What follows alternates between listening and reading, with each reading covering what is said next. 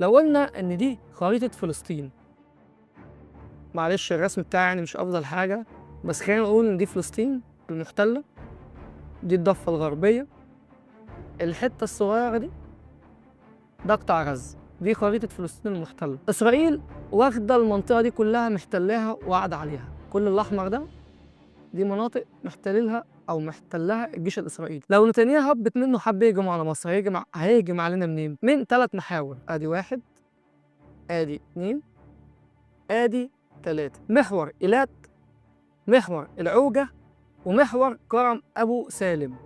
دول ال3 مناطق اللي يقدر يتحرك منهم الجيش الاحتلال علشان يخش لسينا. ده كده السياج الحدودي اللي بين البلدين. فدول ال3 محاور اللي يقدر يخش منهم الجيش الإسرائيلي لسينا.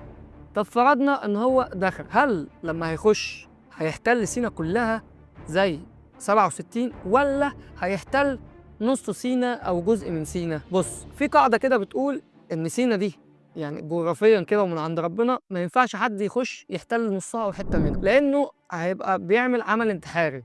اللي يخش ياخد سينا لازم يوصل لحد الحدود الشرقية بتاعة قناة السويس عشان ياخد سينا دي كلها، لأنه لو ما خدهاش كلها ووقف عند نصها حرفيا هيدفن فيها. فهو لازم يكون في مانع مائي بيمنع أي